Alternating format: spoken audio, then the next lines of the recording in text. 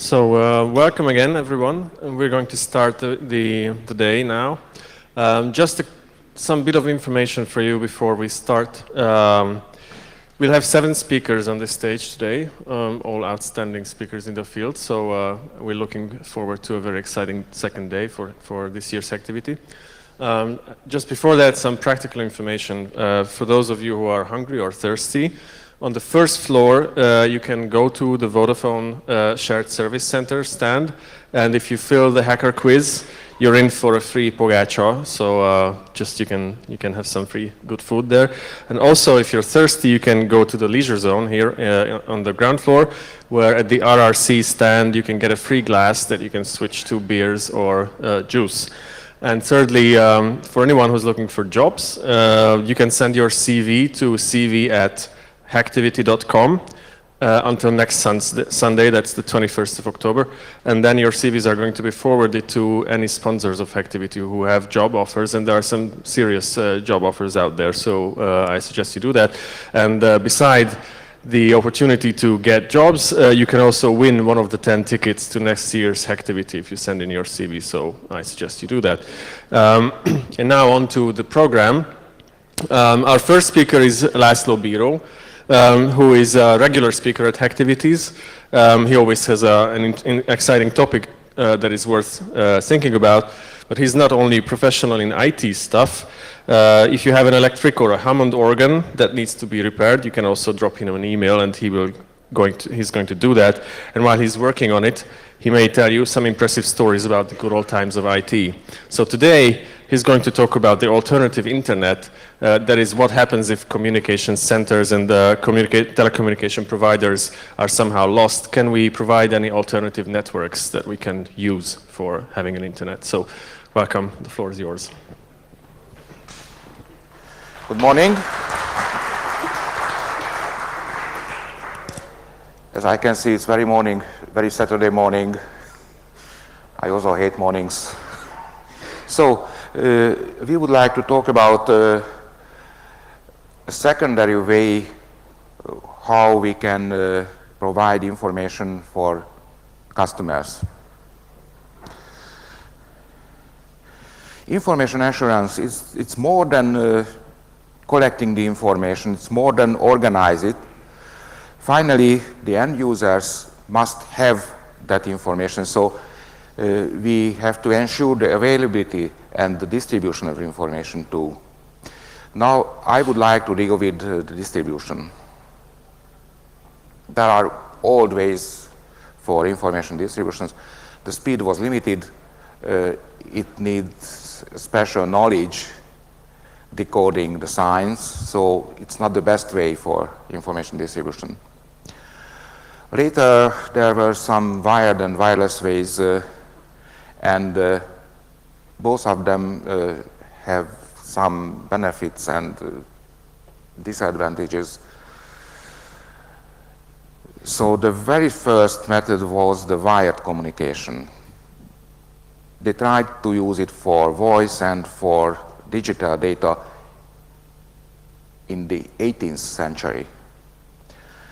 The voice transfer was a bit fussy because the range was short, the quality was very weak, and the reliability also was very weak. The first digital transfer was the telegraphy. It was fairly reliable because the data speed was very low, so it was easy to correct it.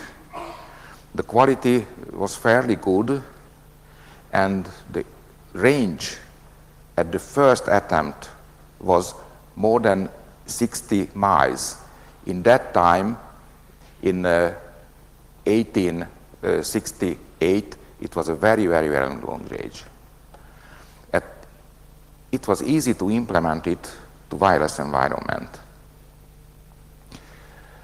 An early method was the spark telegraphy. Everybody has heard about the Titanic. Titanic used the spark telegraphy station, and you can see the waveform of that signal. This is the letter C, That time, the emergency call was not the well-known SOS, but the CQD. So they transmitted that signal. Voice communication was a bit different because first the engineers had to provide an unattenuated signal, a continuous sine wave signal. And until developing the first electronic tube, the vacuum tube, it was impossible. The problems was solved by two engineers, Liebens and de Forest, and then the voice communication and the radio broadcasting started. According to the targets of the communication, we can talk about one-to-one personal, military, traffic, intelligence, and so on, one-to-group communication and broadcasting. In the broadcasting, there is a special Hungarian aspect. Puskás Tivadar, he invented a special sort of phone exchange, which was able to distribute news for every subscribers. It was in 1886, as I remember. So it was very new. A couple of years ago, we were in Cork in Ireland, and the Cork Telecommunication Museum, there was a photograph about that sort of telephone hírmondó. The wired communication is perfect for one-to-one communication and one-to-group communication, but it's not so good if you want to broadcast something. One-to-one communication, phone call, mobile call, encrypted digital signal, radio conversation, email, Skype, you know them. Group communication, group mails, conference calls via Skype. But the last one is connected to the internet. That means that internet brought a new way of broadcasting information, and that means that internet brought a new chance to organize things. Broadcasting, it was mainly for news, for entertainment, and radio and TV broadcasts was sufficient for do that. But internet gave a new way, web pages accessible with browsers. Internet is very popular, so nowadays everybody can use a browser, everybody can use a mail client, so accessing broadcasted information via internet starts to be more important than the conventional ways. But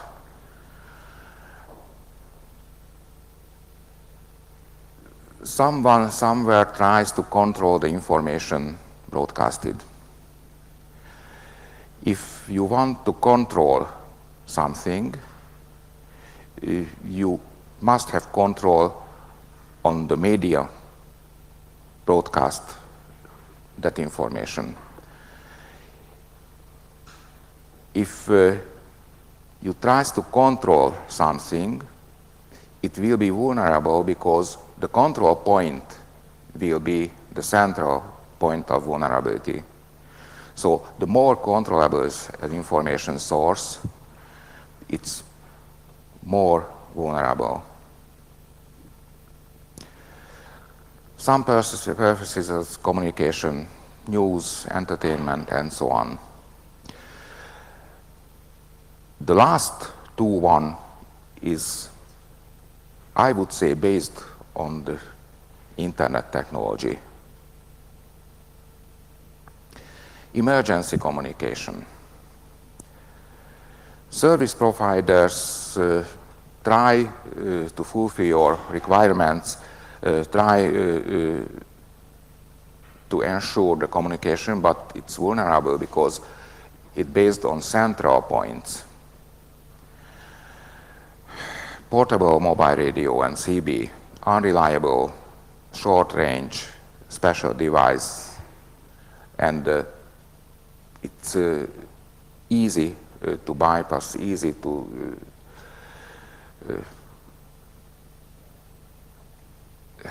make that way inoperable. So not a real emergency communication. Military communication is reliable, but special devices, special knowledge, limited accessibility. And the last one, the ham stations. Radio amateurs are known about building machines, operating machines, building special devices for fast communication, for long-range communication, and they have the knowledge and they have the will to do something. So an ideal group for voluntary operation. An interesting ham station in California, a couple of years ago I was there, and between Palm Springs and the Pacific Ocean there is a high mountain, and on the top there was a ranger station, and they had several communication units, phone and semi-military units and so on, and they had a ham station, and I asked them why, and they said that it can work in every situation. Reliable, long range, it can work without mains, can be compatible with the military systems. The only negative thing is it needs a special ham knowledge, the amateur knowledge, but it's not a big deal. In Hungary, in 1970, there was a terrible flood in the northern part of Hungary, and the phone infrastructure was washed away. And we gave a radio grid with that small units, 10 watts of radiated power, and it could replace the whole telecommunications service. So, some information to compare the radio grid and the internet-based technology. You can see the radio grids have some very interesting and valuable pros. So we should combine the two ways if we want to build a durable and reliable emergency communication. In the first step, we have to teach the radio to communicate digitally. It's very easy because, as I told before, the telegraphy was a digital method because letters was converted to dots and dashes. One dash is 3 dots, so it's a clear digital way. Then, with the radio, we can ensure in the OSI system the layer 1 and layer 2. So, if you have a radio and connect it to the computer, you can build a stable, reliable layer 1, layer 2 communication. Then, the only thing you have to do implement a protocol. X25 is a well-known communication protocol. In the first time of the networking, it was very popular. Nowadays, ATMs use X25, but in the internet technology, the TCP technology is washed away the general use of X25. So it went to the amateur praxis. AX25 is the amateur version of the X25. The only difference is the quality of service is not implemented. You could buy X25 modems, you can connect it to your PC and the radio, but it was very pricey a bit large. So that was the technology, the amateur digital technology of the 1970s. Later, you could buy transceivers, two-way radios with built-in X25 capability with immediate connection to the PC. But it was also a bit pricey. But what does the modem do? The modem converts the bit stream to combination of voices. Is there any other tool for this purpose? The sound card. So later in the 1990s, the modem function is solved with the sound card of the PC, inexpensive, flexible, and there were several homebrew solutions. An early version, you can see with Windows, the famous Windows 95 on the famous DX2. So not so resource intensive solution, and it worked. How does it work? You need a special driver. You have to hijack the traffic, aim the serial port, and redirect it to the sound card. The sound card has a synthesizer circuit, and it can generate the voice mixes, the sound mixes, which can transfer the bit combination. The headphone output of the PC is connected to the mic input of the transceiver, and the headphone output of the receiver part will be connected to the line input of the sound card. The received sound mixture will be decoded by a fast Fourier transformation, and the bit string will be available virtually on the serial port. The AX25 protocol will run in the background. What's happened? In 1996, the AX25 network in Hungary, 1998, repeaters. If you increase the frequency of the transmitting signal, your bandwidth, available bandwidth will be higher. So amateurs moved from short wave to the 2-meter band and to the 70 centimeter band. But if you increase the frequency, the range of the transmission will be lower. So we need repeaters. Those are automatic repeaters, unintended repeaters in Hungary for the 2 meters band and for the 70 centimeters band. That means that the whole country is covered with 2 meter and 70 centimeter repeaters. We also have external connections with the neighbor countries, and you can see there are red line inside. That means that from that station I am able to address that station immediately. So that communication line will be totally transparent.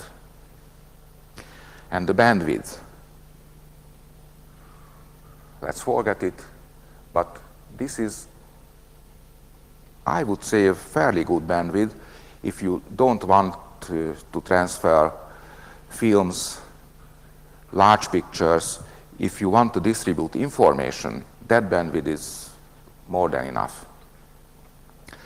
I have to say,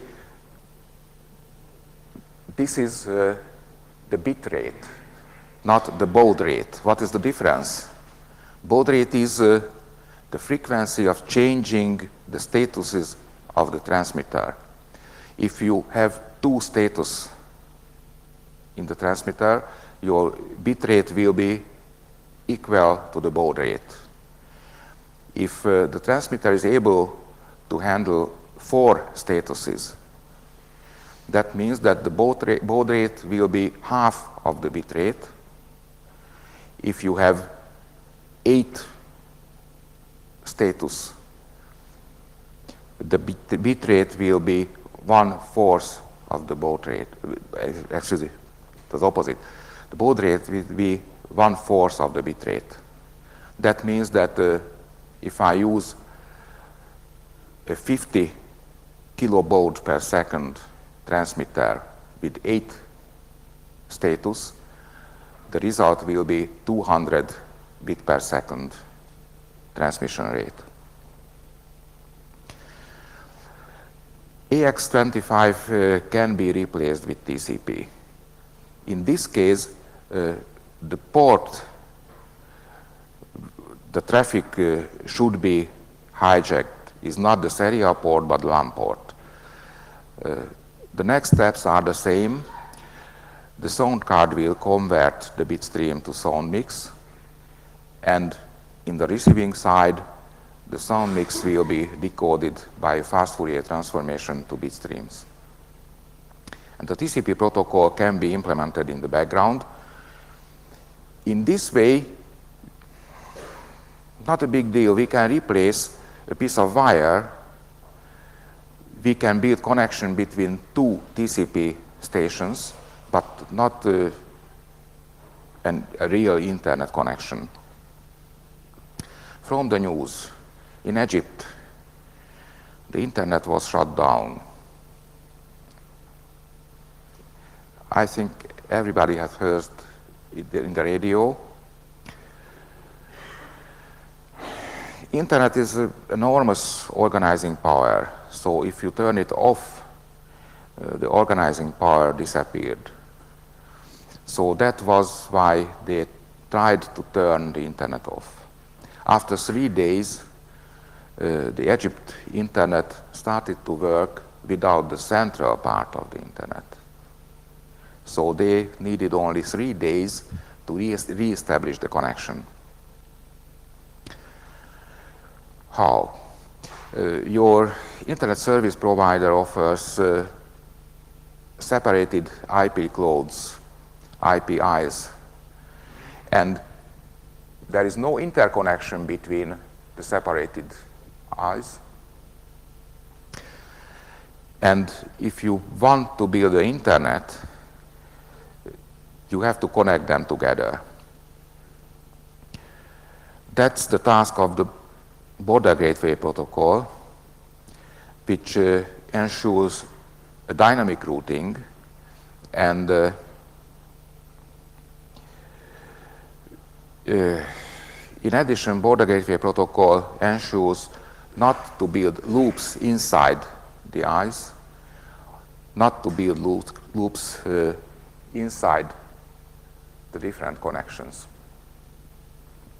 Dynamic routing, it's very good chance to build a secondary network behind the primary, because you can order prices, I would say prices, to the edges of that tree, internet tree, and BGP will select the lowest price way. If it disappears, it will select the second one. So if the provider stops that port, the BGP will stop that way, it will delete that edge, and will select the second lowest price edge. That will be the secondary communication. The internet connection will not be disappear. There will be a throughput degradation, but it will work. How many central routers are in Hungary? BIX is a very well-known central point. That was the building of the earlier Staki the academic research institute. And now we have two other ones, but those are also connected to the BICS. That means that if you want to block the outgoing, the external connection, it's sufficient to block the BICS, and Hungary will be separated for the other countries. If you want to block the internal traffic, you only have to turn off these three central points, and the service providers will be separated. So it's so easy. But if you have a radio grid with TCP communication, it can replace the turned off systems.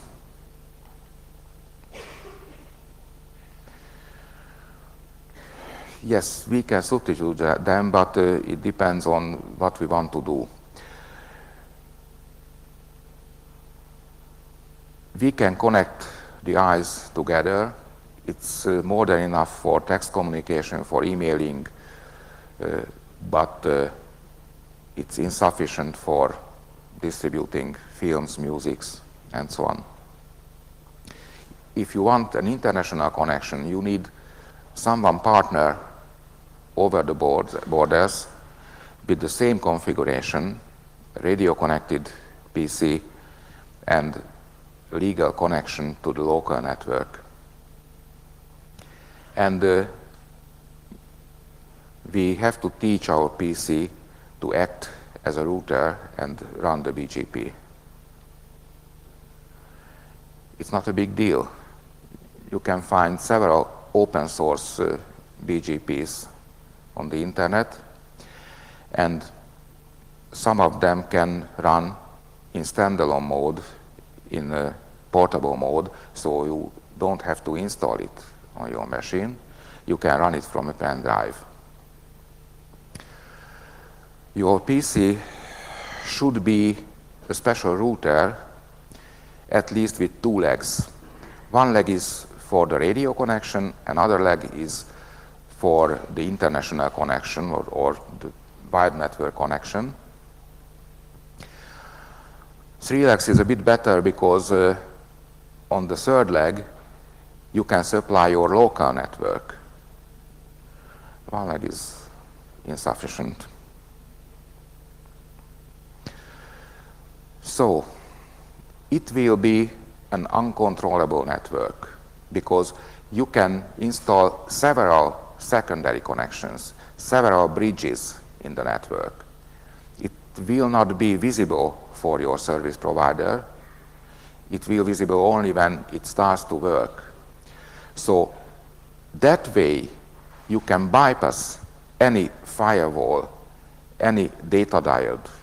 So it's a very dangerous mode of application.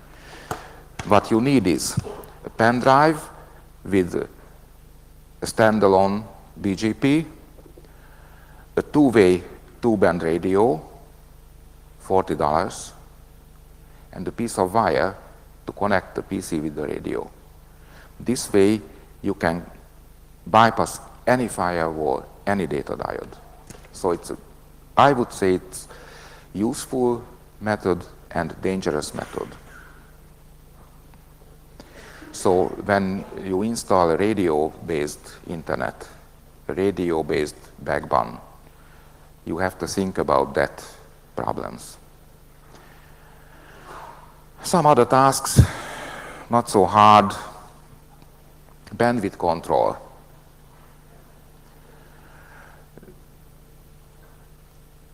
If you want to provide a full internet access, you have to exclude films, flash players, and so on.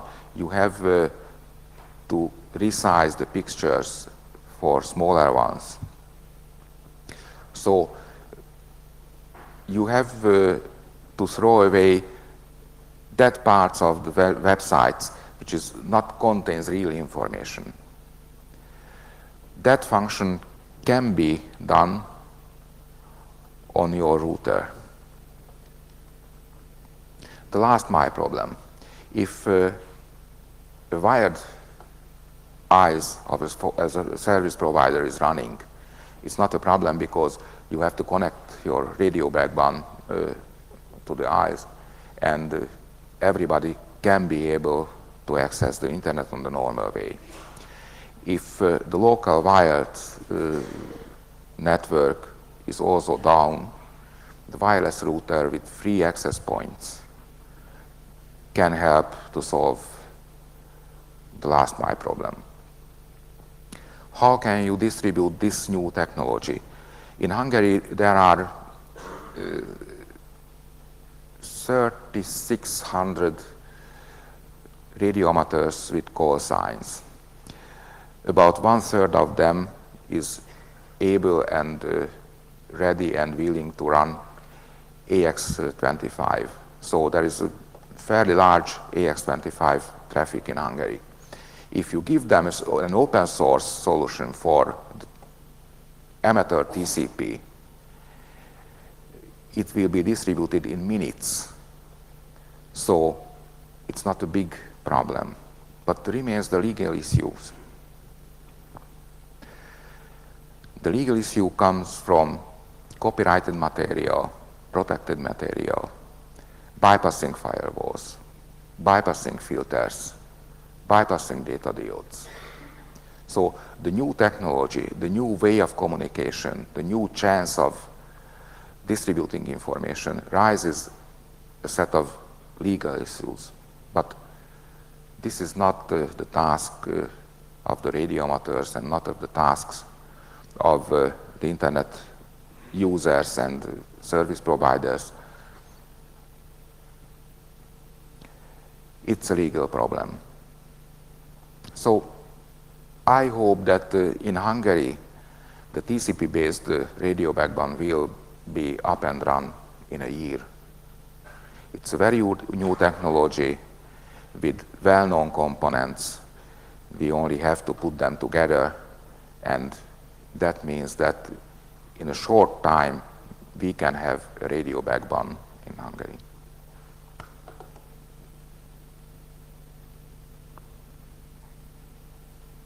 So it's not a cookbook. I would like only to provoke you to think about that way of internet communication. But I think it worth a think.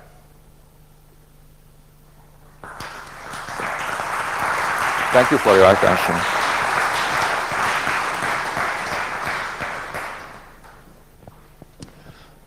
If you have any quick questions, we have a couple of minutes for that. I don't know, there's a hand there. Okay, I have a mobile microphone, so you might want to come forward and then I can give you one, or you can just shout if you want. My question is, is it possible to participate in the ham mesh routing without any knowledge of the ham radio circuit? If you have the proper radio, it's possible. So you have to have a friend with the proper device and the proper piece of wire, and you can do it.